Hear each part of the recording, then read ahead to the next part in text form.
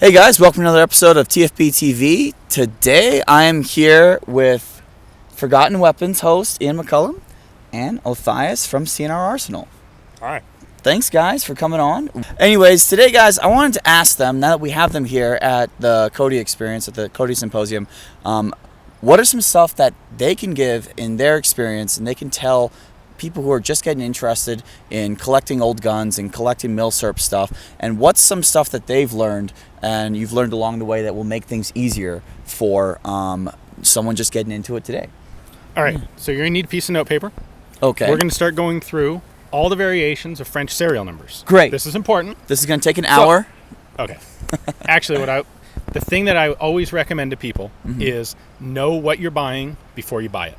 Okay. Don't buy the gun and then go Google it and find out what you got. That's how you get ripped off. That's how you buy something sporterized or how you pay too much. So know what you're getting. And that means research what you're interested in, which best case means get the books. Mm-hmm. Now, I completely disagree with Ian, because what you really want to do to maximize your potential at a gun show is buy anything and everything that's under $500 or whatever's available in your wallet at that time. So you're going to buy everything in sight because nobody knows what they're talking about anyway, and it's probably super cool. The more the gun's been modified, the more it looks like it's missing pieces, the more that there's maybe some rust. That rust is there because of blood, okay? That is blood rust, and that makes it more valuable. So you're going to buy all this crap, and then don't read anything. Just immediately take blurry cell phone pictures and do not attach them to the email that you send to Ian McCollum at Forgotten Weapons. After 3 or 4 exchanges, then attach the images, and when he tells you that's not worth anything, he's a liar and he's trying to trick you into getting your sweet, sweet treasure. So you call him a liar back, use a lot of expletives, and then go about your merry way. This is the real trick to gun collecting. You forgot to mention that the entire text of the email should be written in the subject line.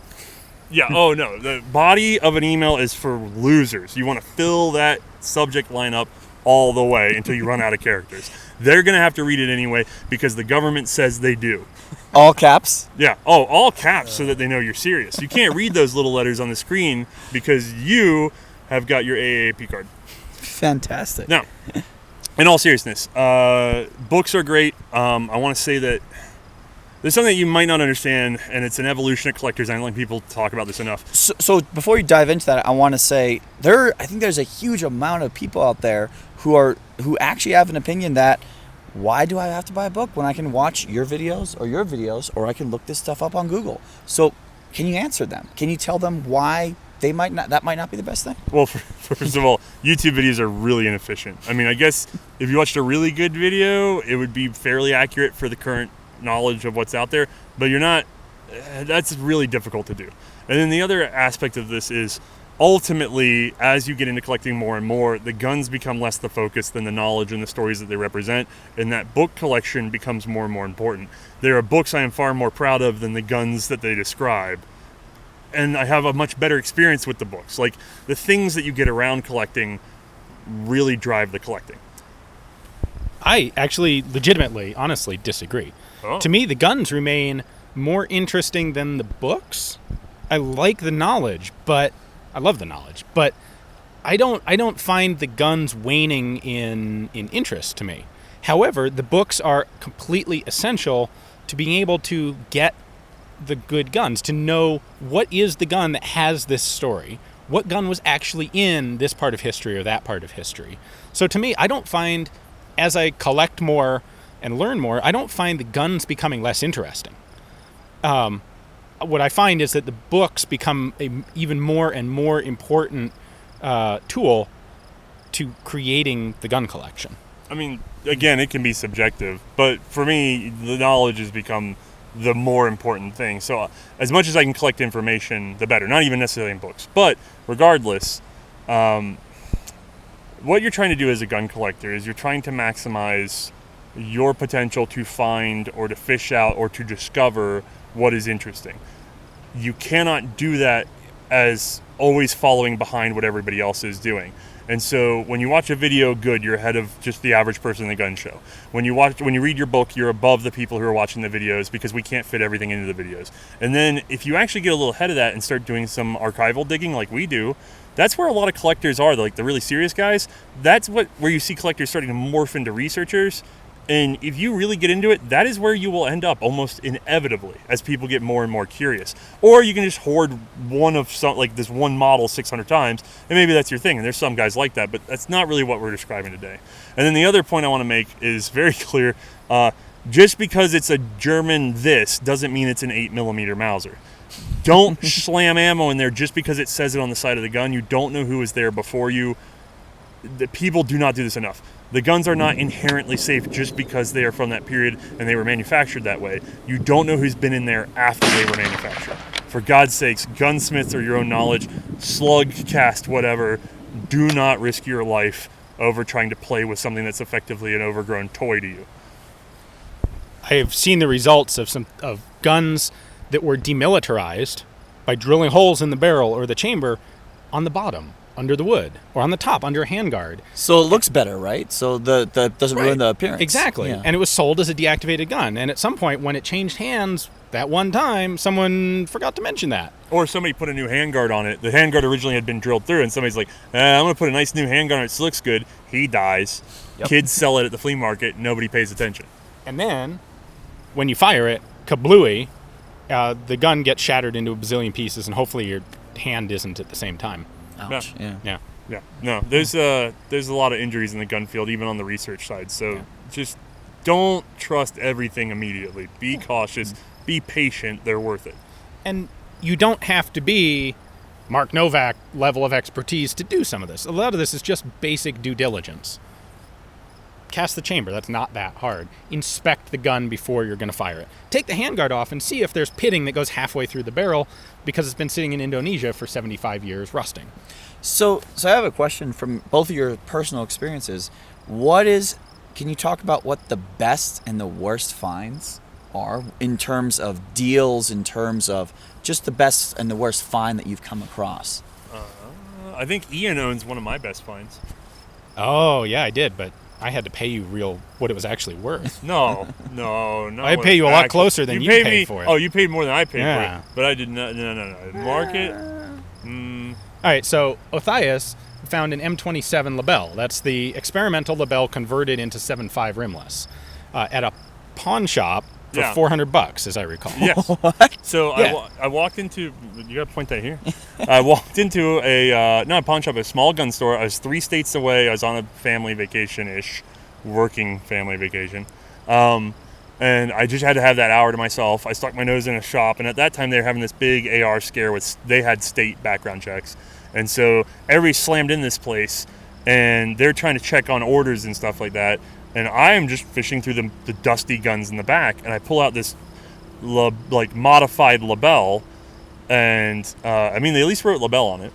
And I just picked it up, and it said, $350. And I said, if I give you $50, will you ship it back to where I am? And because I couldn't take it, I was going to another state, I had problems. So I just said, just ship it back for me. Here's the money. Done. And they did. And that was a beautiful find. And the only way you do that, by the way, at that time, I wasn't like Ian, I wasn't researching French Lebels. And this goes back to the video thing. I'm just flipping pages. And so at some point, I had flipped a page and I'd seen, there's a Lebel that was available in 7.5. It says M27 on it. I just flipped the page. That's my whole experience with that gun until I found it.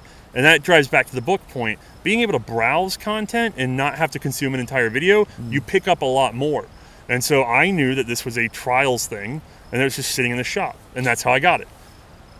So if you hadn't seen that page, and if you had looked at it, would you reasonably have been like, I don't know what it is. It might be rare. It might not be. I'll keep on going. Now, as you get used to these things, if you see that it has all the fittings, if you see that it does not fit the standard, and if you see that the price is something you can afford, there are risks that you can take. You can say, this is $300, I'll bite. Just know that you can get burned that way. Mm-hmm. And the ability, the knowledge to make that judgment accurately comes from a wide and deep knowledge of the subject. The more you read, the better you become at being able to make that judgment. And that applies to things like faked, guns that have been faked with extra collectible features. Mm-hmm. It's really hard to figure out the first time you see a gun with Waffenoms. Are they real? Are they not real?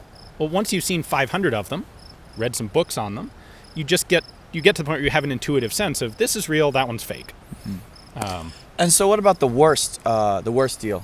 That you guys have been either gypped or you paid way too much or like something like that between you two. So, I don't have a specific story here, but in general, I've found that every time I've had like a grail gun or something that I really wanted and I spent a year saving up for it, or I had the money, but it took me 3 years to find one.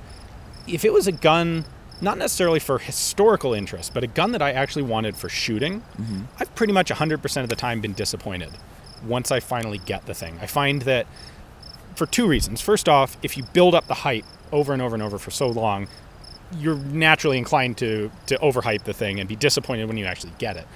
But secondly, I approach this from a combination of shooting and history. Because I really like, you've seen the two-gun matches and stuff. I really like shooting them. And so I will often look at it and be like, that thing from 1937 was like the missed gem that was actually super cool, but it got discontinued for some dumb reason. I'll get one and take it to a match, and it'll be great. And every time you'll relive it, right? You'll bring its glory days in. You know what? It turns out there was actually a good reason that it got ditched. And if you hype it up too much and expect too much from a practical shooting gun, I find myself often disappointed.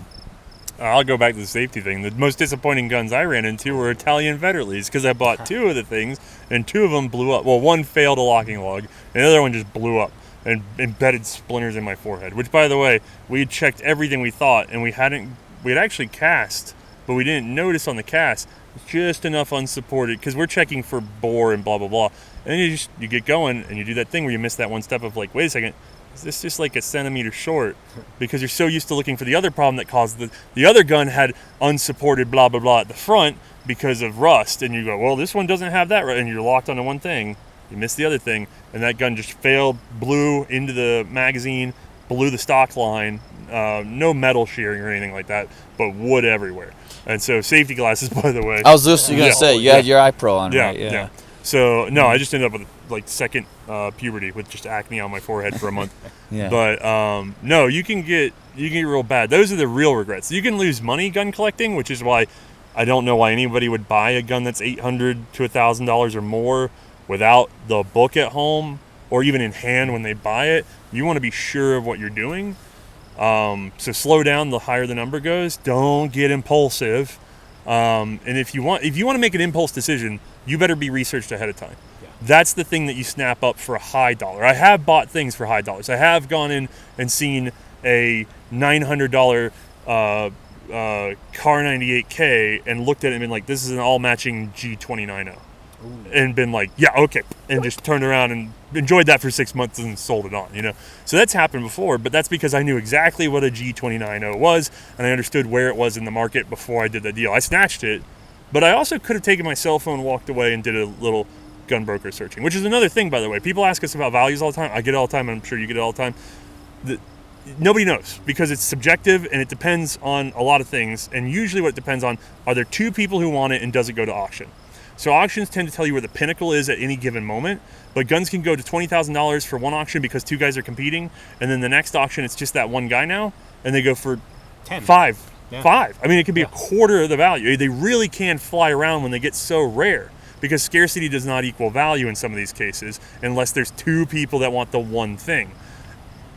But on average, get a gun broker account, go to the completed auctions, and search those for what you're looking for, and you'll find out what their value is as they have sold in the past 90 days. That's for most general items. And when you do that, you're looking at auctions that have bids on them. Yes. Sort by number of bids. That's the trick. Yep. Don't sort by price. Sort by number of bids. Number of bids 0, discount it. Yep. Okay. Yeah, exactly. Cool. One other thing I want to throw in, because I think we're running out of light here. It is entirely possible to have a great time and a fascinating collection with cheap guns. You don't have to invest in German Lugers because everyone in the last generation has decided that those are the best possible guns, and so now they're ridiculously expensive. Turkish Mausers. There's a huge variety in Turkish Mausers. Just because they're cheap doesn't mean they're not interesting, doesn't mean they don't have history. There are times when, when a big batch of surplus comes in, the price hits the floor. Mosin Nagants were like this. Turkish Mausers were like this. Swiss rifles, K31s were like this.